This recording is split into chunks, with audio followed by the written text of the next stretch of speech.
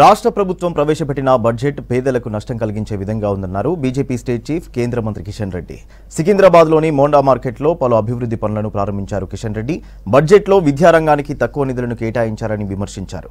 స్కూల్స్లో వసతుల కల్పనకు కేంద్రం ఇచ్చిన నిధుల్ని రాష్ట్ర ప్రభుత్వం దారి మళ్లిస్తుందన్నారు. హాస్టల్స్లోని విద్యార్థులు కలుషిత ఆహారం వల్ల రోగాల పాలవుతున్నారని ఆవేదన వ్యక్తం చేశారు కిషన్ రెడ్డి. తెలంగాణ రాష్ట్రంలో ప్రభుత్వ పాఠశాలకు సంబంధించి మౌలిక వసతులు మెరుగుపరచడం కోసం కేంద్ర ప్రభుత్వము నిధులు ఇచ్చినప్పటికీ కూడా గతంలో అధికారంలో ఉన్నటువంటి కేసీఆర్ ప్రభుత్వం పూర్తిగా ఆ నిధులను దారిమళ్లించడం జరిగింది.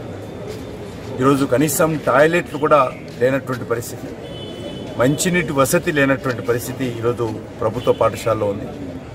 ఓ దిక్కు ప్రభుత్వ పాఠశాలలో మెరుగైనటువంటి ఫలితాలు రావాలి, విద్యార్థుల సంఖ్య పెరగాలి, అటెండెన్స్ బాగా ఉండాలి. మరి ఒక దిక్కు మనం అనేక రకాలుగా చెప్తున్నప్పటికీ కూడా వాస్తవంగా తెలంగాణ రాష్ట్రంలో రోజు రోజుకు ఎడ్యుకేషన్కి సంబంధించినటువంటి బడ్జెట్ తగ్గుముఖం పడతా ఉంది.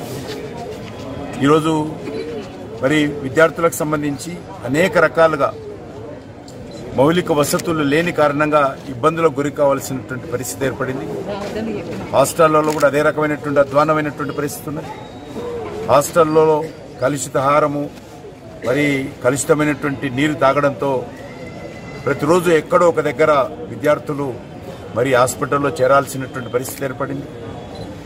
హాస్టళ్లలో మరి ప్రభుత్వ విద్యా సంస్థలకు సంబంధించినటువంటి విద్యార్థులు ఆత్మహత్యలు చేసుకున్నటువంటి పరిస్థితి ఉన్నది.